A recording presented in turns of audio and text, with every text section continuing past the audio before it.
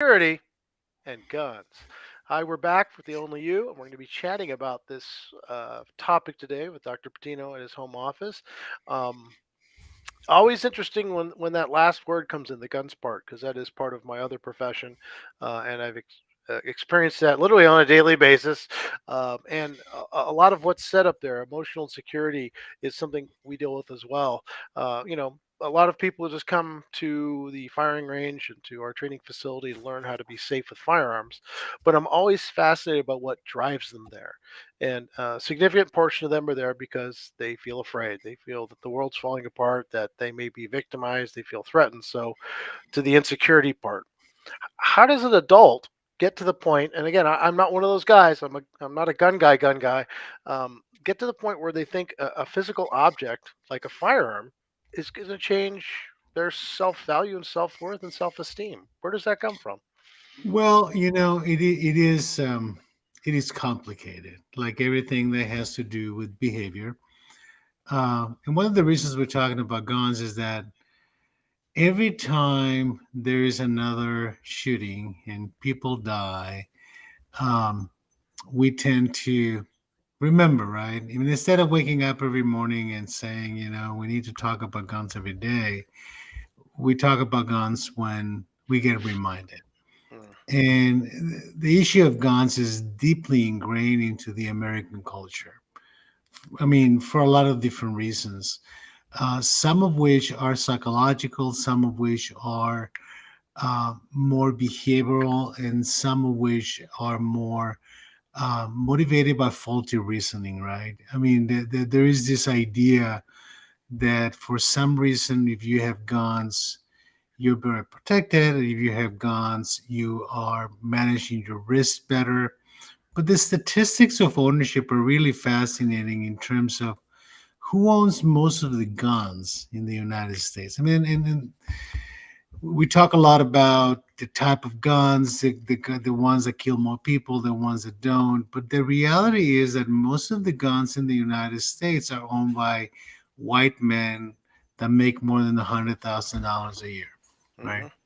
So there is something about socioeconomics that is important in terms of affordability, but there's a lot of faulty cognitive decision making, right? Where we utilize a lot of cognitive shortcuts in talking to ourselves. But I think that there's also something that affects both men and women and in different ways. But this idea of power, right? That if I own a gun, I have more power. But there's an inverse relationship between insecurity, right, and the need of pretending to have power, right? If you're a very insecure person, you're going to look for objects Mm. outside of you that will give you a sense of or a reflection projection of I am secure because I have this. And I think that there's been a growth of that dynamic over the last 25 years in which people have been become very object oriented, meaning I am what I have. I am what I represent. So, for as long as people fear me because I have a gun, they don't have to see my insecurity. They don't have to see my fear. There's also a huge dynamic of fear behind owning guns, right? That for some reason gives you a false sense of security, right? Yeah, very much so. When we again, my job as an instructor is to take people with those fears and allow them to really understand that, hey, look, you've picked up an item for whatever reason. That is potentially very, very dangerous. So let's learn how to do it respectfully, properly, efficiently, and in the process, at least my goal is that hope they transcend some of those fears, at least the irrational ones, um, as they go through training, just like anything else. I mean, most martial artists will tell you, especially the ones who've done it their whole life, or that they started because they were insecure kids. Half the guys who fight in the UFC were bullied when they were younger, and then got into it. But as they went through and challenged themselves and faced those fears when training and in the ring, they get past that. The gun world is unique in that they can't really test it, right? You can't get in gunfights with your buddies, so it's almost worse. They seem to hold on more, and then when they feel even less secure, they tend to buy more and more and more. Well, there is there is a sense of guns replacing things, right? So if you're like in economic distress, or if you have a bad marriage, or if you have a bad relationship, or if you have dysfunctional kids, a lot of people goes into the guns as a way to distract themselves and to feel some sense of control over something, right? Hmm. But there's a deep seated um, fantasy in man about killing people, right? And we don't talk very much about that. Um, and there's this fantasy that's the most powerful experience a man can have, Hmm. meaning taking another man's or woman's life, right? Which is a very disturbing fantasy. And with people, there's some people that have very obsessive fantasies about that. And I have to tell you, I have, because I work with disturbed people all the time, and I work with people in forensic settings, and I work with people in jails and in prisons. And some sociopaths have told me before that there's nothing more powerful than the feeling of power and control over taking somebody else's life, which is kind of like a delusional ultimate fantasy, right? But if you look at the history of humanity, right, there's always been this idea of the best way to protect me and those behind me is by destroying the person in front of me, right? And there may be something genetic about that in terms of our drive to destroy. Okay, those things are different than me, and I think there may be somewhat of a social psychological process that has evolved over time in terms of um, I have to I have to protect those that belong to my tribe, and the tribalism that comes with that. Unfortunately, gun culture in some places has become tribal, right? Very much so. So it's not only the idea of what it's doing for me psychologically, or what it's doing for me in terms of risk or fear, but what it's doing for my tribe, right?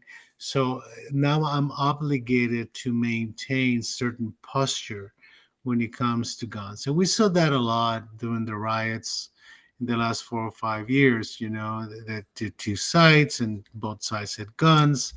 Fortunately, I mean, some people die in that process, but fortunately, it didn't grow bigger than that, right? In that, you see people now on the streets, exhibiting their guns, and that becomes a substitute from exhibiting your penis in other ways, right? I mean, Yeah, the whole phallic extension.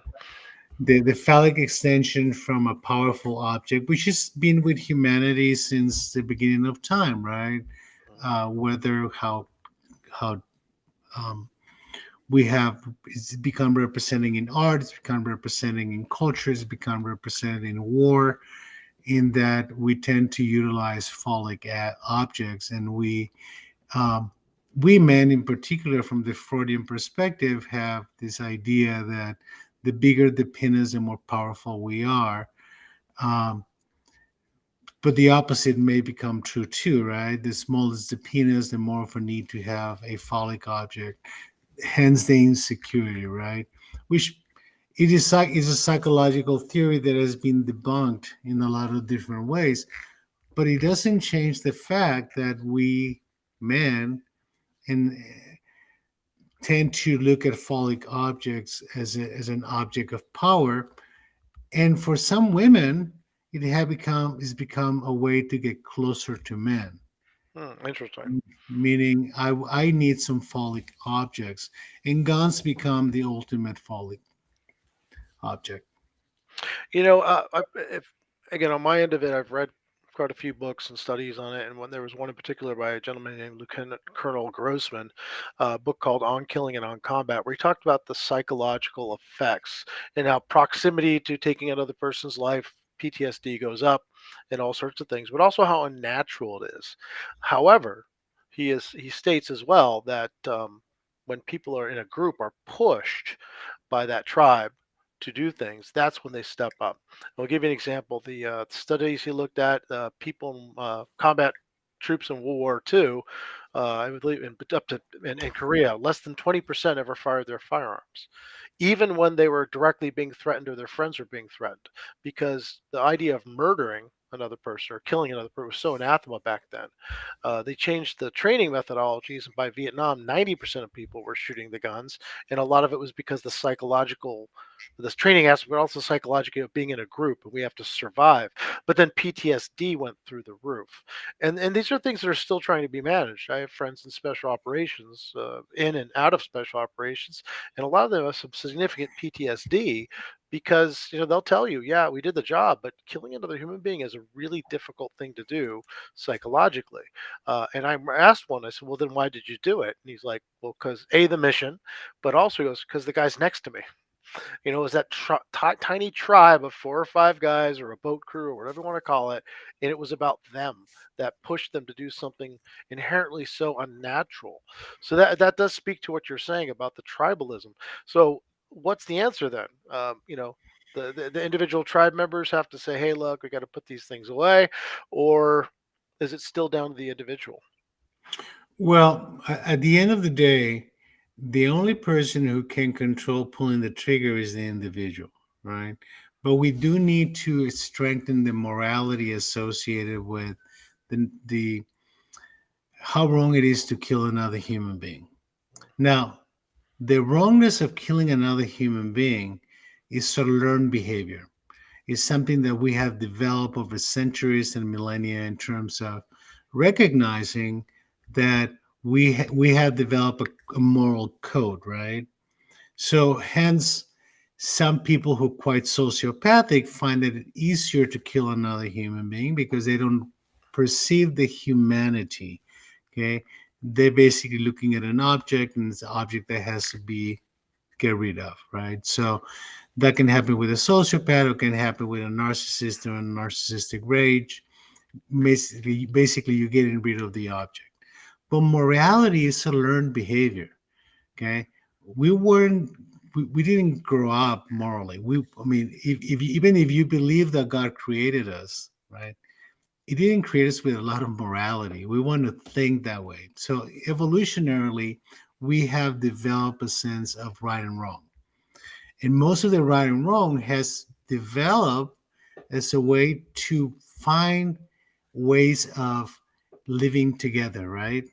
Meaning, if you look at the Ten Commandments and you look at the history, a lot of it is driven by the idea that if we don't have this code, then we're going to kill each other, right? Mhm. Or we're going to take the other men's women or the other men's children, or we're going to enslave them, right? So we develop this code in saying, as humans, we have to have a code of conduct, of morality. And it's that code of morality that prevents us from um, going beyond limits, right? Now, I think that there's been a sense in some groups that code of morality only applied to certain groups on one hand, and second, that other people don't have the same right to that morality, right? Mhm. So, hence, wars, slavery, the abuse of women in war, rape, all those different things that continue to happen when people in groups feel empowered by the group, right? So we get back to the basis, which is, can we be moral again? Can morality provide the guide? And I'm not talking about religion, I'm talking about values. So to reduce tribalism, we have to convince people that there's a moral code, right? And that is not who speaks the louder, is not who's got the bigger gun, is not who is yelling and screaming so won't let the other person talk, is the ability to communicate, the ability to understand, the ability to move away from the cognitive distortions we have about what's right and what's wrong, right? So when you look at marginal groups like white supremacists or Jewish haters or people who hate black people, people who hate Mexican people, they have a lot of cognitive distortions, right? In which the group becomes sociopathic Mm-hmm. and the enemy is an object. It's not a person. And a lot of things have been justified through history, not only by slavery but religion, in which you convince yourself of certain cognitive distortions in which you end up objectivizing people, right, as things that you have to get rid of. Yeah, I mean, it sounds like when you talk about those groups, again, they all will insist they have morals and ethics, but it's selective, right? Excuse me. And it seems to me that what you're saying. So let's say you have this group, they determine that they decided they have morals and ethics, but the other group can't. Is part of the challenge then of looking at common sense gun control, for example, really a balance between their insecurities as a group, but also the insecurity as the individual, because you're taking away that object that's providing them with some semblance of security, however false that may be. Yeah, to some degree it is, but it really becomes a dilemma of people. Let me give an example of a cognitive distortion. A cognitive distortion would be, I have the right to own a gun, right? I have the right to protect myself. Nobody's questioning that. When it becomes distorted is when you supersede other rights by utilizing that right. So I could say, well, those three kids in Nashville a couple of days ago had the right to be alive. They have the right to not need to protect themselves from a gun, right? They have the right to have a chance. So when you're getting into conflicting rights, there needs to be a dialogue, not an imposition, right? So what the gun owners, some gun owners, because I think most gun owners are good people who have, who like hunting, who like owning a gun because it's a collection, whatever it is. Most people don't buy guns because they want to shoot people, all right? But some do. Mhm. And some groups should never have guns, right? Because it becomes an imposition of power and imposing power on other people's rights. And that limits the dialogue, right? Because you're dialoguing with intimidation. So if somebody comes to me and says, well, doctor, I want to have a conversation with you about this, but by the way, I have three guns with me and I'm showing them to you, right? So if I see that person starting getting out of control, I'm going to be afraid, right? Mhm. Because there's an intimidation factor. So, can we leave the guns aside and have a dialogue about rights? Okay. And instead of everybody feeling that now they want to take something away from me, right? I mean, they want to take my guns. I mean, how many times we've heard that? Nobody Oh, wants to I, I've take been your I've been hearing that since I was a little kid, and they're still here. In fact, there's more of them than ever. So, 265 million guns in the United States. and those are the Okay. registered ones, right? Those are I'm the sure there's a registered lot ones. more. So, Yeah, there's a lot more. there needs to be a dialogue, but it also needs to be some form of agreement, in terms of how much the cognitive distortions are promoted by those who benefit financially from you buying a gun, right? Mhm. And I have to tell you, it is not just the United States. I'm very concerned about the proliferation of guns in Mexico, even though in Mexico guns are illegal, 100%.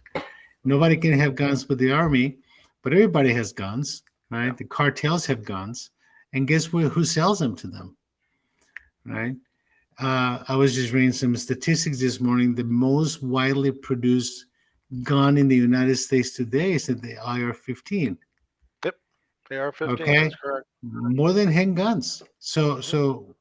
is that right? I mean, is that the morality that we want to present? So I do believe that those who make guns are behaving quite sociopathically, right? Because everybody's an object that is going to buy a product they're selling and they're going to make money out of it. Okay, and not only that, but they're going to intimidate congressmen into not doing anything. And you could hear the comments from congressmen today. I Oh mean, yeah. just basically raising their arms and saying, "There's nothing we can do," Yep, right? they've And said now, we've gone as far as we can go with this on a federal level. So, a quick question though, since we are this, part of what brought this subject up was a recent shooting. How does how does that play in? I mean, obviously, that fear factor is what pushes people. I am fully expecting when I go to work tomorrow to have at least 10 emails about, how do I protect my school? How do I protect this? How to protect my family? Even though in reality, they're still relatively rare. But what's the psychology of the individual then taking that next step? And we've talked about this in past shows, but if we can just touch on it here, that'd be great. well, I think that part of the problem is that the intimidation factor and the PTSD factor is very high, right? So my concern is that there's no planning. There is a lot of overreactiveness, and this was a private school, a parochial school, and with not a lot of resources in terms of protection. And when you start spending all the resources and trying to protect your kids from getting shot, something is wrong, right? Hmm. Because the kids are going there to be educated, and this situation is really creating a vacuum, right? A vacuum of fear. I mean, you have to remember these kids having to go back to the school where three of the kids died. They had to deal with that every day. Um, they had to walk with the fear. The parents are now afraid. Am I going to get that phone call, right? Uh, that is not right. So there's got to be a balance of the people that have authority to exercise it. You see, I don't vote for congressmen or senators or president or governor or, I don't know, county election people. I don't vote for them with the idea that they want him to go somewhere to do nothing, right? And what I'm finding out, especially at the federal level, is that some of these people that we have sent to Congress have never learned or lost the ability to govern, right? So, I mean, we're getting into really basic questions like what does governing means?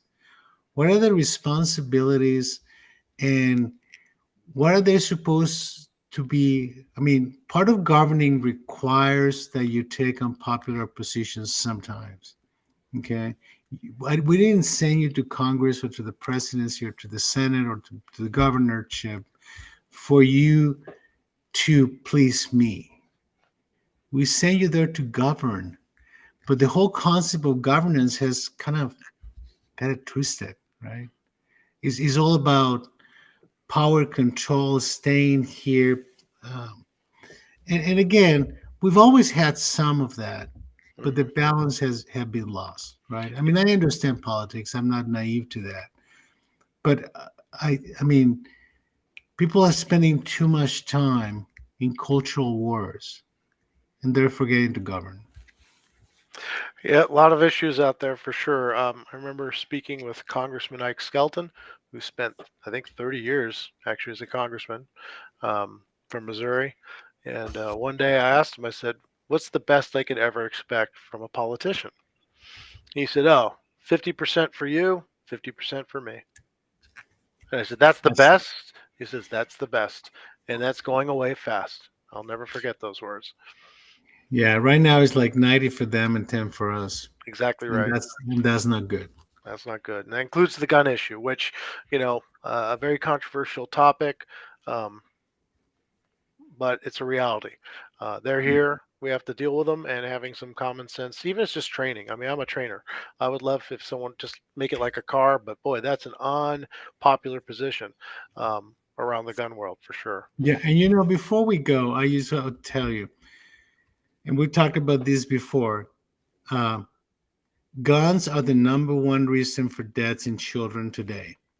Number one, and most of those kids are not dying in school shootings; they're No, dying at in their home. homes, So and that's where that's where your job becomes very important, yes, that's right? where I always tell you that's where I come in to make sure that you're safe, you're functional, and that you don't hurt anybody, that you're anybody with a gun without some serious reasons, particularly your family. Absolutely. All Well, right. once again, thank you for your time, and we'll see everybody again next week. Thank you. We'll see you soon. Bye bye.